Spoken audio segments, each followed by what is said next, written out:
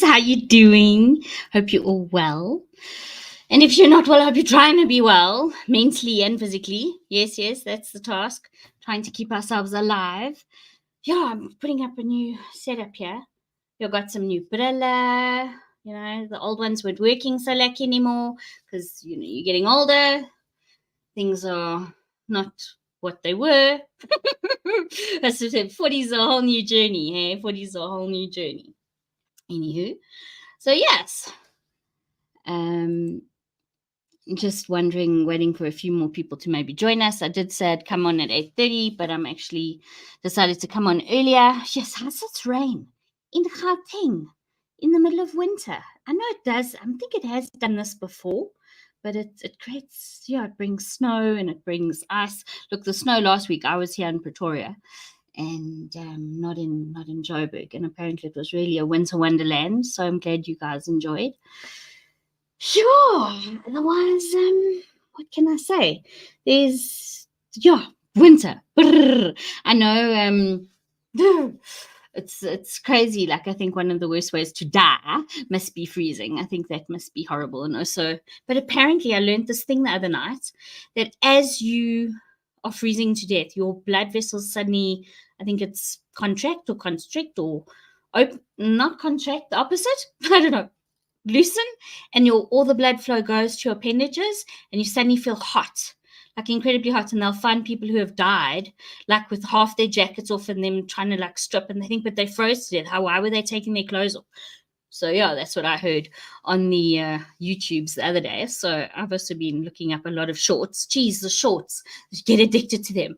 Same with Insta. You just real. So yeah, I've been hibernating.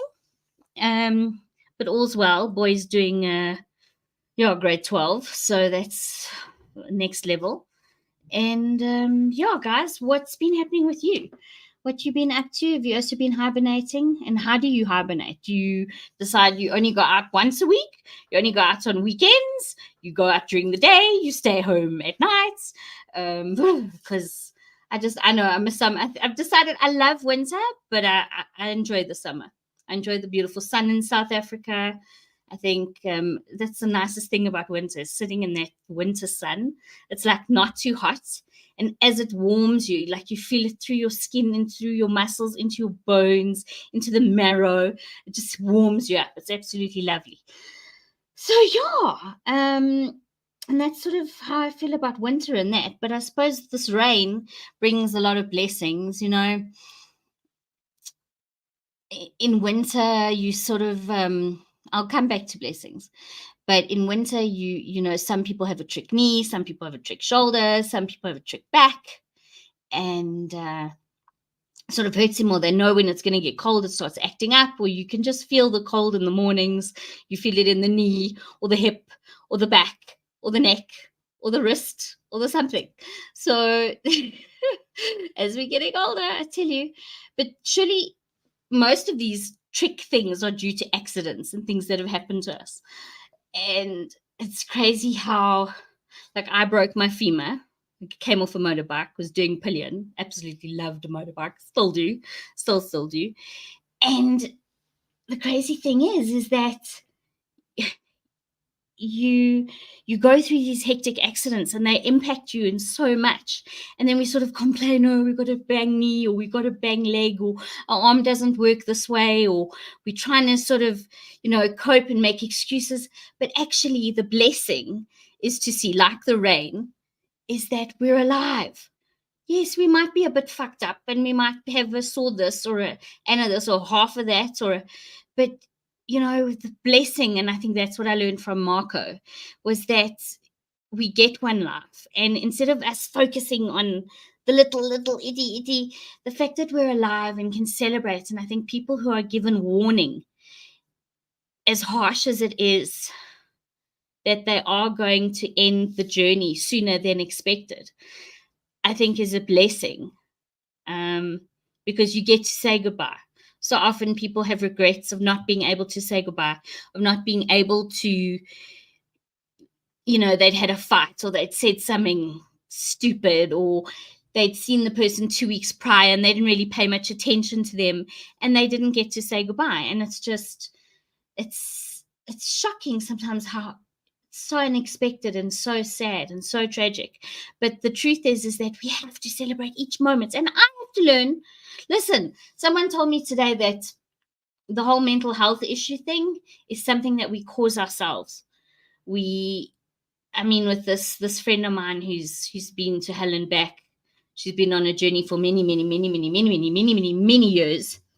And hopefully she'll come right. But I sort of sometimes wonder if we don't cause these problems ourselves by fixating on stuff that we can't really control, or continue to make decisions that hurt us and we know are bad for us, and yet we do them anyway. So what the heck?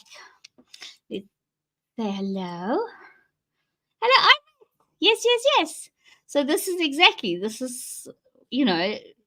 and we have to take responsibility. And this is why I love Dr. Jordan Peterson, because he just says it like it is. In fact, my son has picked up his book. Yes.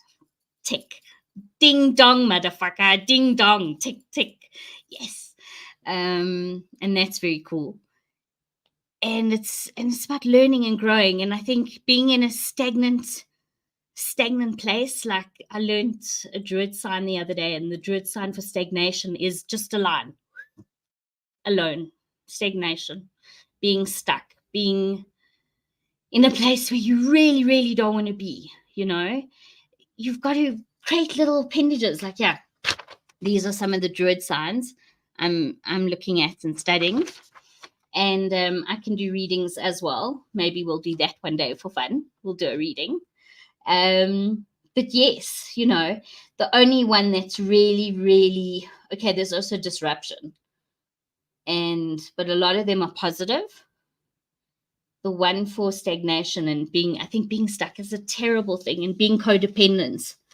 A friend of mine who does the codependency workshops, being codependent is also so like disempowering. Forgive me. Arbet says overfixation and telling yourself what a doctor told you. You drive yourself nuts. Sure. Or a comment someone made, your nose is funny, you walk funny, you look funny, no one else can bring to the party what you can. Nobody else. You are unique. You are an individual. And I know it's cliche, but it's the truth. It's the absolute truth. Yes, a lot of people are happy in their comfort zones. I'm one of them. I create my comfort zone. I don't like being out of my comfort zone. I occasionally enjoy a surprise. I love a good surprise, but I like my bed. I like to know I'm coming home to my bed, unless of course it's a fancy Nancy Lani hotel, hey? A Lani hotel. I'm tuning you, definitely, hey? Yeah. But yes, that's it. I just wanted to say hello, and hope everyone is doing okay. And feeling it's hard. It is hard, but we got to pick ourselves up and carry on and change your stagnation. If you're in a stagnation, smelly pool of cess, get out, change it, do something else, take the step. Yeah, take that step, because it can only give it. What's the worst that can happen? And like Jordan Peterson says, the truth creates this consequence that is the best situation. Okay, I'm paraphrasing him, but it will create the best and optimum lesson for you at that time if you let that truth free. And it's hard.